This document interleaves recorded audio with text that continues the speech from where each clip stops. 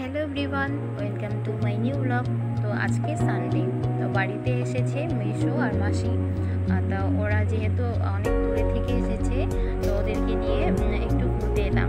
তোমরা হয়তো অনেকেই জানো যে আমার মার হাতে অপারেশন হয়েছে, সো সেই জন্য অনেক দিন থেকেই কোনো ব্লগই করা হচ্ছে না। তো আজকে যেহেতু একটু বেরোলাম, তো সেই জন্য ভাবলাম ব্লগটা করেই নিই। তো চলে এলাম ওদেরকে নিয়ে। আর দিনটাও যেহেতু ভালো ছিল, একটু ঠান্ডা ঠান্ডা, বৃষ্টিও ছিল একটু একটু, সো ওই জন্য বেরিয়ে পড়লাম। তো আমরা আসলাম প্রথমে গণেশ মন্দিরে। তো কারণ গণেশ মন্দিরে ঢোকার সাথে সাথে মাসি আর মেজো বলছিল কি সুন্দর মন্দিরটা, পরিবেশটাও কি সুন্দর দেখো। আর যেহেতু অনেকদিন পরে আসলাম, গাছগুলো কি সুন্দর লাগছিল দেখতে, আর পরিবেশটা কি সুন্দর হয়ে গেছিল। যেহেতু রোদ ছিল না, সো দেখতে ভীষণই ভালো লাগছিল। তো কুট্টু দেখো গাছগুলো হাত দিয়ে দিয়ে ধরে ধরে যাচ্ছিল।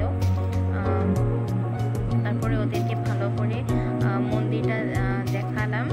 তারপরে আমরা একটু ফটো উঠে নিলাম সবাই মিলে। তারপরে ফটোগুলো কেমন হয়েছে তোমরা একটু প্লিজ কমেন্ট করে জানিয়ে দিও ফটোগুলো কেমন হয়েছে। তারপর আমরা চলে এলাম একটু চেয়ারে, তো বসে নিলাম, একটু হাওয়া খেলাম সবাই মিলে, একটু গল্প করলাম। তারপরেই আমরা চলে গেলাম বাইরে। তো বের হয়ে দেখি যে খেলনার দোকানে কুট্টু জিদ করছিল, তো সেখানে কিছু খেলনা কিনলো ও। তারপরেই আমরা চলে গেলাম জয়গুরু মন্দিরে। তো যেহেতু মাসি আর আমরা জয়গুরু দীক্ষিত, তো জয়গুরু মন্দিরটা দেখাতে নিয়ে এলাম। দেখো কি সুন্দর লাগছে মন্দিরটা। তো আজকের ব্লগটা এতটুকুই। ব্লগ আরও তোমাদের মাঝখানে শেয়ার করব, আরও নতুন নতুন ব্লগ নিয়ে আসবো। তোমরা প্লিজ আমার পাশে থেকো।